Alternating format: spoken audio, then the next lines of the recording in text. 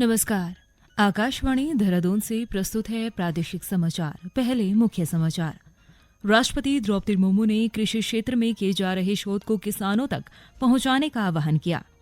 गोविंद बल्लभ पंत कृषि एवं प्रौद्योगिकी विश्वविद्यालय के दीक्षांत समारोह में राष्ट्रपति ने मेधावी छात्र छात्राओं को उपाधियां प्रदान की। केंद्र सरकार ने आज से पूरे देश में जल के लिए महिला, महिला के लिए जल अभियान शुरू किया। और गोवा में आयोजित राष्ट्रीय खेलों में प्रदेश के खिलाड़ियों ने 3 स्वर्ण, 7 रजत और 11 कांस्य पदक समेत कुल 19 पदक जीते हैं। समाचारों के साथ मैं प्रियंका मलिक और अब समाचार विस्तार से। राष्ट्रपति द्रौपदी मुर्मू ने कहा है कि कृषि क्षेत्र में किए जा रहे शोध को किसानों तक पहुंचाना और उससे कृषि की उत्पादकता तथा गुणवत्ता को बढ़ाना कृषि विकास के लिए आवश्यक है। आज उधम सिंह नगर जिले में गोविंद बल्लभ पंत कृषि एवं प्रौद्योगिकी विश्वविद्यालय के 35वें दीक्षांत समारोह को संबोधित कर रही थी। विश्वविद्यालय के फसल प्रबंधन, फसलों में किए जा रहे नए शोध और जैविक खेती में किए जा रहे प्रयासों पर खुशी जाहिर करते हुए राष्ट्रपति द्रौपदी मुर्मू ने कहा कि वर्तमान में वैश्विक चुनौतियों से निपटने के लिए कृषि क्षेत्र में नई तकनीक का उपयोग जरूरी है। उन्होंने जलवायु परिवर्तन और अन्य समस्याओं से लड़ने के लिए भी जैविक खेती को महत्वपूर्ण बताया है। और सॉयल डिग्रेडेशन जैसी समस्याओं से निपटने के लिए दुनिया प्राकृतिक और जैविक खेती की ओर बढ़ रही। साथ ही इको फ्रेंडली फूड हैबिट्स को भी बढ़ावा दिया जा रहा है। पूरा विश्व इस वर्ष को इंटरनेशनल ईयर ऑफ मिलेट्स के रूप में मना रहा है।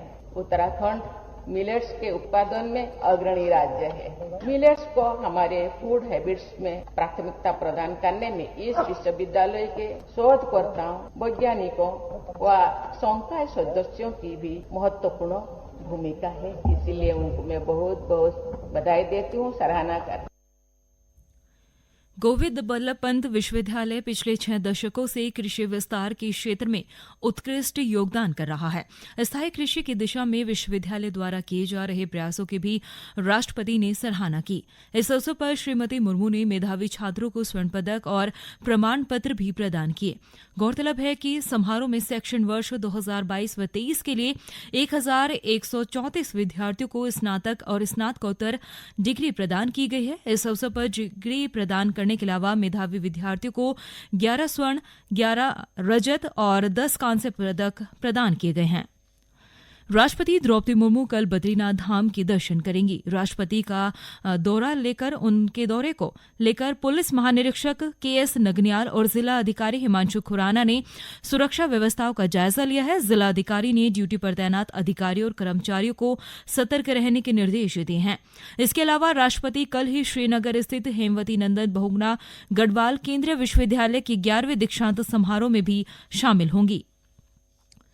प्रदेश में आगामी त्योहारों के दौरान मिलावटखोरी रोकने के लिए खाद्य विभाग सतर्क हो गया है। इसी क्रम में हरिद्वार में मिलावटखोरों पर नकेल कसने के लिए जिला प्रशासन ने कड़ी कार्रवाई की है। विभाग ने मिठाई विक्रेताओं को मिठाई की ट्रे पर मिठाई की निर्माण तिथि अंकित करने के निर्देश दिए हैं। साथ ही विभाग ने लोगों से मिठाई खरीदते समय बिल रसीद लेने की भी अपील की।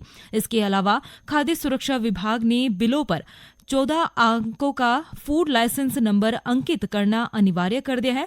ऐसे न होने पर ग्राहक टोल फ्री नंबर 1800 1804 246 पर अपनी शिकायत दर्ज कर सकते हैं। हरिद्वार में त्योहारों पर बढ़ती यात्रियों की भीड़ को देखते हुए रेलवे पुलिस सतर्क हो गई है। इसको लेकर पुलिस ने सभी थाना क्षेत्रों के रेलवे स्टेशनों पर सघन चेकिंग अभियान चलाया है। इसी क्रम में रेलवे पुलिस ने आज हरिद्वार, लक्सर, देहरादून और काठगोदाम रेलवे स्टेशनों पर चेकिंग अभियान चलाया। अभियान के दौरान भीड़ में संदिग्धों पर कड़ी नजर रखने के साथ ही संदेह होने पर कड़ी तलाशी ली जा रही है। वित्त मंत्री और ऋषिकेश विधानसभा क्षेत्र से विधायक डॉ प्रेमचंद अग्रवाल ने आज आपदा से प्रभावित परिवारों को राहत सहायता राशि प्रदान की है। उन्होंने ऋषिकेश के मीरानगर वार्ड नंबर 30 में 129 परिवारों को करीब 3,22,000 रुपए की राहत राशि के चेक बांटे हैं। उन्होंने कहा कि आपदा में जान गंवा चुके मृतकों के परिजनों को राहत राशि दी जा रही है। राज्य के सभी विश्वविद्यालयों और महाविद्यालयों में आज छात्र संघ चुनाव के लिए मतदान किया गया। चुनाव के दौरान सभी कॉलेज प्रशासन ने चुनाव में लिंगदोह समिति की सिफारिशों का पालन किया। चुनाव को शांतिपूर्ण संपन्न कराने के लिए सभी कॉलेजों में सुरक्षा के कड़े इंतजाम किए गए। गौरतलब है कि प्रदेश में इस साल उच्च शिक्षा संस्थानों में प्रवेश प्रक्रिया देरी से होने के कारण छात्र संघ चुनाव भी देरी से किए गए हैं। ये समाचार आकाशवाणी के देहरादून केंद्र से प्रसारित किए जा रहे हैं। केंद्र सरकार ने आज से पूरे देश में जल के लिए महिला, महिला के लिए जल अभियान शुरू किया है। 9 नवंबर तक चलने वाले इस अभियान का उद्देश्य देश में पानी की प्रणाली से महिलाओं को जोड़ना है। इसी के तहत प्रदेश के विभिन्न जिलों में जल दिवाली अभियान चलाया जा रहा है। देहरादून में जल संस्था ने जल दिवाली कार्यक्रम का आयोजन किया। इसके तहत स्वयं सहायता समूह की महिलाओं ने जल संयंत्रों के संचालन को देखा और इसके बारे में जानकारी भी दी गई। इस दौरान शहरी विकास निदेशालय उत्तराखंड के अधीक्षण अभियंता रवि पांडे ने बताया कि पानी का सही ढंग से उपयोग और बचाव को लेकर ये अभियान चलाया जा रहा है। इस जल दिवाली को दिवाली के पहले रखे जाने का आशय यही था कि जो हमारी महिलाएं एसएचजी के अंतर्गत कार्य करती हैं उनको एक एक्सपोजर दिया जाए, उनको ये बताया जाए कि हमारे वाटर ट्रीटमेंट प्लांट किस प्रकार चलते हैं। और उसी के उद्देश्य से लगभग 60 से 70 महिलाएं विभिन्न एसएचजी की यहाँ आमंत्रित की गई थी। जल एक बहुत ही इंपॉर्टेंट कमोडिटी है किसी भी समाज के लिए, किसी भी सोसाइटी के लिए। तो ये एक अवगत कराने का प्रयास है भारत सरकार और राज्य सरकार का और शहरी विकास विभाग उत्तराखंड का कि ये पानी कितना महत्वपूर्ण है, इसको बचाया जाना बहुत आवश्यक है। और लेटर स्टेज पर आने वाले समय में इसका यदि वाटर ट्रीटमेंट प्लांट का अगर अनुरक्षण भी होना है तो उसको किस प्रकार महिलाओं के माध्यम से भी किया जा सकता है। वहीं जल दिवाली कार्यक्रम के तहत टिहरी जिले के भैतोगी में स्वयं सहायता समूह से जुड़ी महिलाओं को जल संयंत्रों के संचालन की जानकारियां दी गई। जिले में टिहरी बांध की झील से भेंगोती और फिर नई टिहरी शहर के लिए पेयजल सप्लाई की जाती है। जल संस्थान के सहायक अभियंता नीरज त्रिपाठी ने बताया कि स्वयं सहायता समूह की महिलाओं को पानी की सप्लाई की जानकारी दी जा रही है। गोवा में आयोजित राष्ट्रीय खेलों में प्रदेश के खिलाड़ियों का पदक जीतने का सिलसिला जारी है। काइकिंग और कैनोइंग प्रतियोगिता में प्रदेश की मीरा दास ने रजत और लाल प्रभात कुमार ने कांस्य पदक जीता है, जबकि स्नेहा तड़ियाल ने जूडो 78 किलोग्राम भार वर्ग में कांस्य पदक अपने नाम किया है। गौरतलब है कि 37वें राष्ट्रीय खेलों में उत्तराखंड ने अब तक 3 स्वर्ण, 5 रजत और 11 कांस्य पदक समेत 19 मेडल अर्जित किए हैं। उधर देहरादून में आयोजित केंद्रीय विद्यालय की 52वीं राष्ट्रीय खेलकूद प्रतियोगिता में देहरादून संभाग ने फुटबॉल और बास्केटबॉल प्रतियोगिता का खिताब जीता है। गौरतलब है कि देहरादून स्थित केंद्रीय विद्यालय FRI में खेल फाइनल मुकाबले में देहरादून ने मुंबई को 2-1 से हराया। वहीं IMA में आयोजित फुटबॉल प्रतियोगिता में देहरादून ने बेंगलुरु को 2-1 से स्कोर से मात दी है। इसके अलावा ITBP में आयोजित 17 वर्षीय बालिका बास्केटबॉल प्रतियोगिता का खिताब इस मुकाबले में भी देहरादून ने गुवाहाटी को 70-7 के अंक से पराजित किया है। बागेश्वर में आज से राज्य स्तरीय हैंडबॉल प्रतियोगिता शुरू हो गई है। शिक्षा विभाग के तत्वाधान में आयोजित प्रतियोगिता 2 दिन चलेगी। प्रतियोगिता में कुमाऊं और गढ़वाल मंडल से 3-3 टीमें भाग ले रही है। इस प्रतियोगिता में विजेता टीम राष्ट्रीय स्तरीय प्रतियोगिता में प्रदेश का प्रतिनिधित्व करेंगी। प्रतियोगिता का शुभारंभ करते हुए विधायक पार्वती दास ने कहा है कि राज्य के खिलाड़ी विभिन्न खेलों में देश दुनिया में देश और प्रदेश का नाम रोशन कर रहे हैं। उधर राज्य स्थापना दिवस के उपलक्ष्य में रुद्रप्रयाग के अगस्त्य मुनि में बैडमिंटन अंडर 15 बालक बालिका वर्ग की राज्य स्तरीय प्रतियोगिता का आयोजन किया गया है।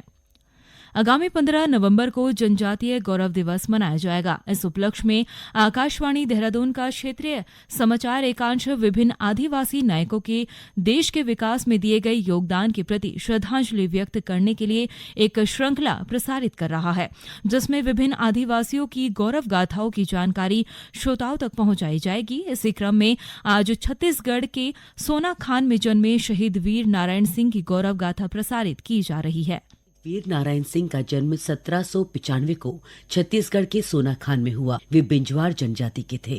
सन 1857 के महासंग्राम में छत्तीसगढ़ के सोनाखान में स्वाधीनता संग्राम का मोर्चा वीर नारायण सिंह ने संभाला। 1856 में छत्तीसगढ़ में भीषण सूखा पड़ा था और इस दौरान व्यापारी अनाज देने को तैयार नहीं हुए। तब वीर नारायण सिंह ने अनाज भंडार के ताले तुड़वा दिए। व्यापारी की शिकायत पर डिप्टी कमिश्नर ने उनके विरुद्ध वारंट जारी कर दिया। 24 अक्टूबर 1856 को संबलपुर में गिरफ्तार कर उन्हें रायपुर जेल में डाल दिया गया। वीर नारायण सिंह 28 अगस्त 1857 को अपने 3 साथियों सहित जेल से भाग निकले। वीर नारायण सिंह ने सोनाखान में 500 क्रांतिकारियों का दल बनाया। इसकी जानकारी मिलते ही अंग्रेजों ने उनके खिलाफ कार्रवाई शुरू कर दी और सोनाखान गांव को जला दिया। इसके जवाब में वीर नारायण सिंह ने अंग्रेजी सेना पर गोलियां चलाई। इसके बाद अंग्रेजों के साथ चली लड़ाई में नारायण सिंह को गिरफ्तार कर रायपुर जेल में डाल दिया गया। 10 दिसंबर 1857 को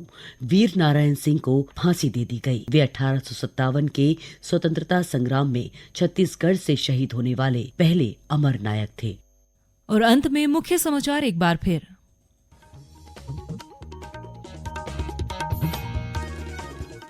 राष्ट्रपति द्रौपदी मुर्मू ने कृषि क्षेत्र में किए जा रहे शोध को किसानों तक पहुंचाने का आह्वान किया। गोविंद वल्लभ पंत कृषि एवं प्रौद्योगिकी विश्वविद्यालय के दीक्षांत समारोह में राष्ट्रपति ने मेधावी छात्र छात्राओं को उपाधि प्रदान की। केंद्र सरकार ने आज से पूरे देश में जल के लिए महिला और महिला के लिए जल अभियान शुरू किया। और गोवा में आयोजित राष्ट्रीय खेलों में प्रदेश के खिलाड़ियों ने 3 स्वर्ण, 7 रजत और 11 कांस्य पदक समेत कुल 19 पदक जीते हैं। इसके साथ ही प्रादेशिक समाचार का बुलेटिन समाप्त हुआ। नमस्कार।